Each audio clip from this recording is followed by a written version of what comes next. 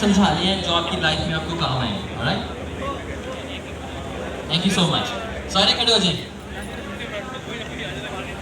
पीछे आवाज आ रही है? सही है, मुझे भी आगे आ रही है आपकी। ओके, अच्छा जी, करना क्या आपने? जो मैं कहूँगा वो करना है, रिक्वायरमेंट्स को समझना है, ठीक है? जो मैं कहूँगा वो करना है। Hands up, hands down, hands up, hands down, hands down। कुछ लोगों ने किया ना, आप किया? Hands up, hands down, hands down। ये देखा, इधर से पूरे। चलिए, थैंक यू सो मच।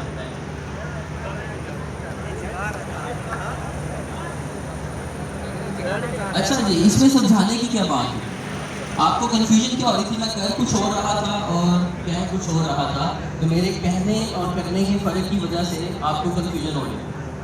इधर मैं एक बात ये भी समझाना चाहता हूँ कि हम जब बिजनेस करते हैं, हम स्टूडेंट हों, हम टीचर हों, हम ट्रेनर हों, हम बिजनेस ऑनर हों, हम टीम लीड हों, हम जॉब कर रहे हैं, कुछ भी कर रहे हैं, समझना बहुत ज़रूरी है। रिक्वायरमेंट्स को समझना बहुत ज़रूरी है। प्रोजेक्ट्स के, अगर आप टीम लीड हैं, आप बिजनेस रन कर रहे हैं, फिर फ्रीलांसिंग कर रहे हैं, प्रोजेक्ट्स के कामयाब होने के अंदर उसकी रिक्वायरमेंट्स को सही से समझना बहुत ज़रूरी है।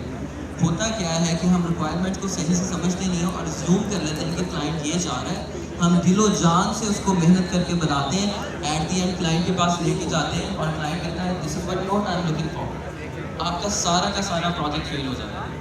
तो प्रोजेक्ट फेल होने के अंदर रिक्वायरमेंट्स को सही से समझना बहुत ज़रूरी है। तो होता क्या है कि आपने रिक्वायरमेंट को सही से समझना है ताकि आपकी एंड प्रोडक्ट वही बने जो क्लाइंट को चाहिए। तो क्लाइंट की रिक्वायरमेंट्स को आपने वेरीफाई करना है, ठीक है? तो पहली मेरी बात जो मैंने आपको शेयर करनी थी वो ये थी कि first understand then understand. Alright, second जो बात मैंने आपसे शेयर करनी है वो है स्पेशलाइजेशन वर्सेस जनरलाइजेशन।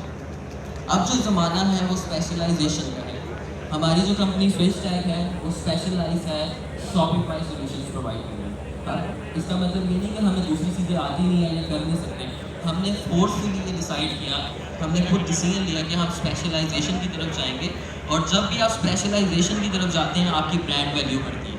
क्योंकि अगर आप सब कुछ कर रहे हैं, अब हमारे पास सीवीज आती हैं जॉब के लिए, उनको एंड्रॉइड डेवलपमेंट भी आती है, उनको .NET भी आता है, उनको लारावेल भी आता है, उनको दुनिया जहान की सारी टेक्नोलॉजीज आती हैं, वो सीवी सबसे पहले रिजेक्ट होती है। क्यों? क्योंकि वो सब कुछ में घुसा हुआ है, उसको पता नहीं है वो किधर जाना चाहते हैं। तो आपने अपनी लाइफ में जो भी करना है उसकी स्पेशलाइजेशन को चूज़ करें। स्पेशलाइज जिस तरह डॉक्टर्स हैं, डॉक्टर एक जनरल डॉक्टर्स होते हैं, स्पेशलाइज डॉक्टर्स होते हैं। तो स्पेशलाइज डॉक्टर्स के पास आप जाते हैं स्पेशल ट्रीटमेंट करवाने के लिए। इसी तरह टेक्नोलॉजी की फील्ड में भी आपको स्पेशलाइजेशन पे फोकस करने की ज़रूरत है। तो आप भी जो भी फील्ड चूज़ करें उसमें स्पेशलाइजेशन करें ताकि आप स्टैंड आउट कर सकें अपनी क्राउड में। तो मेरा दूसरा पॉइंट था स्पेशलाइजेशन पे फोकस करें। तीसरा पॉइंट मेरा जो है वो छोटा सा है, जो कि पर्सनल मैसेज है आप लोगों के लिए, आपकी लाइफ में आपको ग्रो करने में हेल्प करेगा। वो क्या है? एक स्टोरी सुनाता हूँ आपको और स्टोरी से आप वो समझ सकेंगे। स्टोरी क्या है? एक टीचर होता है और कुछ स्टूडेंट्स होते हैं और टीचर कहता है कि मेरे आपके जो दिल में जिन लोगों को आप नफ़रत करते हैं, यानी जिनसे आपको नफ़रत है, जिनको आप बुरा समझते हैं, आपको बुरा है, जिन्होंने तकलीफ पहुँचाई, आपको अच्छे नहीं लगते, वो किसी न हर किसी के लाइफ में कहीं ना कहीं ऐसे लोग होते हैं जिससे उनको तकलीफ पहुँची होती है, दुख पहुँचा होता है, तो वो बुरे लगते हैं। उन्होंने कहा सब अपने अपने ना वो लोग याद करें और वो नंबर काउंट करें। सब ने नंबर काउंट करना स्टार्ट कर दिया। किसी का 2 आया, किसी का कोई भी नहीं आया, किसी के 10 आया, किसी का 15 आया, हर एक ने अपना अपना नंबर काउंट किया। अब हुआ क्या, डॉक्टर टीचर ने ये कहा कि आप जाएं, आपकी असाइनमेंट ये है कि जितने जितना नंबर आपने उस पर लिखा है उतने उतने टमाटर आपने कल से बैग में लेके आने और जहाँ जाना है वो लेके जाना है। अब सारे स्टूडेंट्स शुरू में तो एक्साइटेड हो जाते हैं, पता नहीं इस असाइनमेंट में हमने क्या सीखना है और क्या सीखने को मिलेगा। सारे वो जाते हैं और उतने उतने टमाटर अपने बैग में रखते हैं और जहाँ जहाँ जाते हैं वो लेके जाते हैं। अब होता क्या है कि जिसके सबसे ज़्यादा नंबर होता है वो सबसे ज़्यादा उसको टमाटर खाने पड़ते हैं। और कुछ अर्से के बाद, कुछ दिनों के बाद टमाटर ख़राब होना स्टार्ट हो जाते हैं। अब जब टमाटर ख़राब होना स्टार्ट हो जाते हैं तो उस बेचारे को जिसका नंबर ज़्यादा था उसको वज़न भी सबसे ज़्यादा उठाना पड़ रहा है, जिधर जाना पड़ रहा है उसको साथ उठा के लेके जाना पड़ रहा है। और कुछ दिनों के बाद टमाटर जो ख़राब हो चुके हैं उनकी स्मेल भी बर्दाश्त करनी पड़ रही है। तो अब स्मेल भी बर्दाश्त करनी पड़ी, वज़न भी उठाना पड़ा।